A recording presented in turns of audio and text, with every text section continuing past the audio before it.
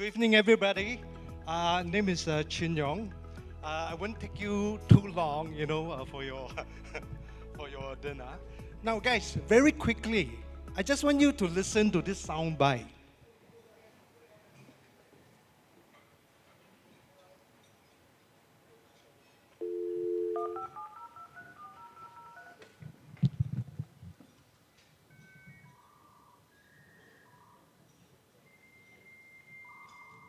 How many of you recognizes this? So, so you're just as young as I am. Thank you for a sound bite, guys. That is actually a sound of evolution. That is sound of disruption. Disruption means business opportunity for all of us. Now, very quickly, we are talking about internal combustion engine just barely 2 years ago. Today, everybody is talking about EV, electronic vehicle. And whenever you talk about EV, we're always talking about autonomous vehicle. We're always talking about car sharing scheme. We're always talking about data in your car. You know, in this respect, you actually sense that now the company knows more about you as a driver than you yourself. So today, companies are trying to tag your driving behavior to insurance. If you're a good boy like me and a slow coach, always drive on the left lane, okay, not road hogging, about 80, 85, the insurance company actually reward me with a lower insurance rate. How is this possible? This is possible through this thing called fintech, because they have data, they analyze, they understand you. Next, we talk about telco. Remember that thing is music to my ears because I'm very old. I enjoy that music. Started almost way back in the 60s and 70s. Can you remember the US Cuban missile crisis? That was the original idea of ARPANET, where they decentralized command center. Then way back in 1991, British scientist Tim Berners-Lee apply this thing called internet protocol. Today we have internet. Now with that, suddenly your IDD phone bill gone down to zero because we have voice over IP. Today, Roger has the ability to conduct class all the way to Rwanda in Africa with his green screen. All this is possible with the internet. But guys, guess what? These are all possible because of internet connectivity, because of the ability to do payment across border, because of the ability to analyze your customer. We know who they are, social media marketing. These are remnants of fintech. What about healthcare? Guys, you believe me today, you leave home, you leave your wallet behind. Would you turn back and collect your wallet? On the contrary, you leave home and you find that, hey, my mobile phone is at home. Would you turn back? I think there's a tendency for you to go back and get your phone and not your wallet. Because your handset, your device is everything to you. It's a payment gateway, it's me time because I get to watch TikTok and many other stuff. Healthcare industry today are the same. I buy this watch not because it's fancy, not because it's Apple. It's because I got a weak heart. So that's tracking my heartbeat. Just in case I collapse, they send an email to my wife and she knows where to get me because there's a GPS locator.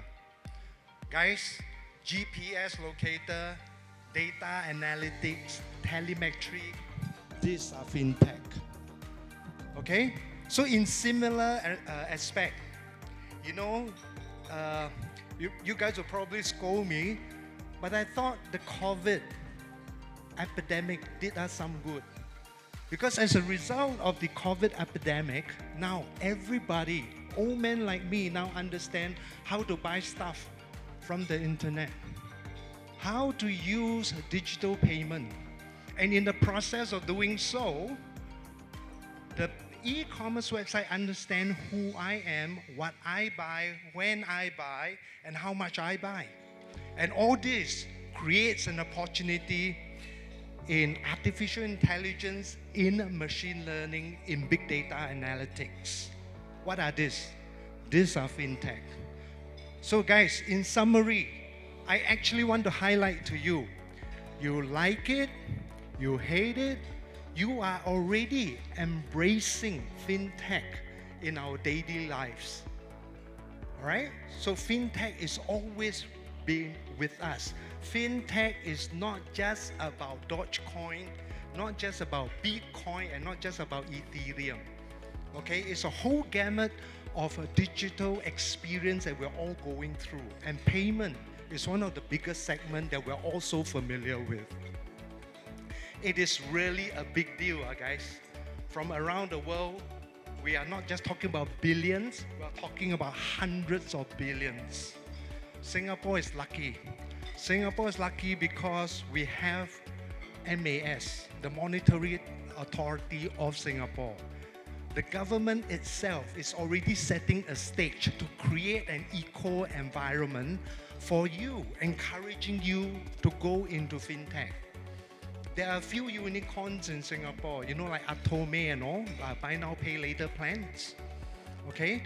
So we are very lucky. Singapore is a springboard for us to be able to actually educate the world about fintech.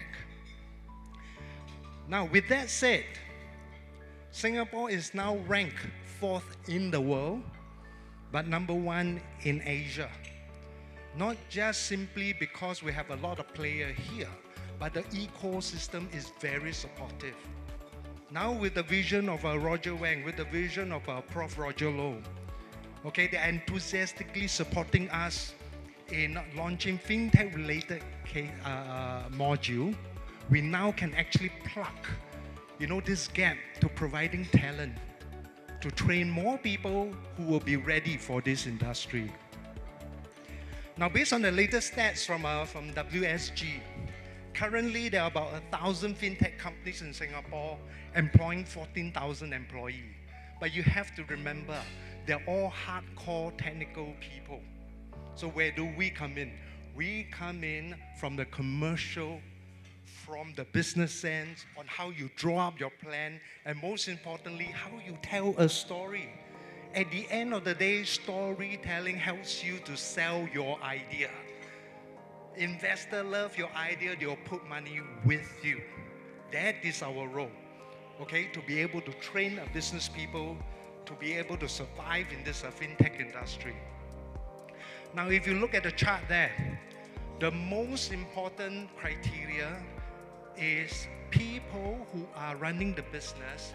They need ideas, they need guidance, they need support from executive training people like us to be able to help them on how to design their idea, to deliver their ideas to investors from around the world.